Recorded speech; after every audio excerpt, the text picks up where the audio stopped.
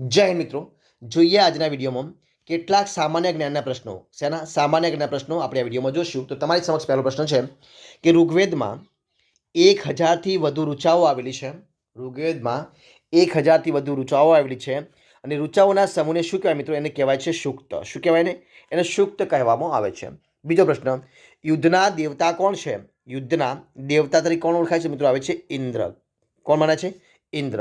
આગળ પ્રશ્ન, હાલના પંજાબની આજુબાજુનો પ્રદેશ જે પ્રાચીન સમયમાં કયા નામથી ઓળખાતો હતો? તો મિત્રો એ ઓળખાતો હતો સપ્તસિંધુ. કયા નામે ઓળખાતો?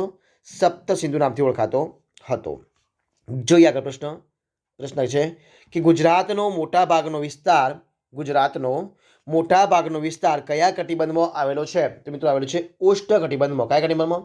ઉષ્ણ કટિબંધમાં આવેલો છે. આગળ, દિવાસળીની પેટી કયા વૃક્ષના લાકડામાંથી બને છે? તો એ મિત્રો બને છે શિમળાના. કયા વૃક્ષમાંથી?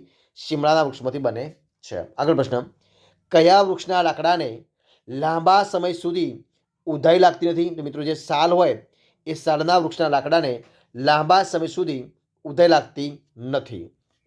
જોઈએ આગળનો પ્રશ્ન કે દરિયાના પાણીના શુદ્ધિકરણમાં કયું ખનિજ વપરાય છે? તો મિત્રો વપરાય છે ડોલોમાઇટ. કયું મિત્રો વપરાય છે? ડોલોમાઇટ. આગળ પ્રશ્ન, શૃંગારની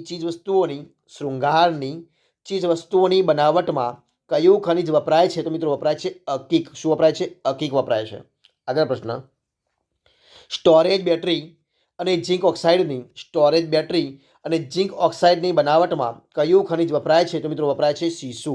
કયું વપરાય છે? સીસુ. જોઈએ પ્રશ્ન આગળ કે ગુજરાતમાં બાજરીનું સૌથી વધુ ઉત્પાદન કયા જિલ્લામાં થાય છે? તો મિત્રો ગુજરાતમાં બાજરીનું સૌથી વધુ ઉત્પાદન થાય છે એ બનાસકાંઠા જિલ્લામાં. ક્યાં આગળ? બનાસકાંઠા જિલ્લામાં. તો ફરી મળીશું નેક્સ્ટ વિડીયોમાં. આવા જ વિડીયો સાથે ત્યાં બની રહો. જય હિન્દ, જય ભારત.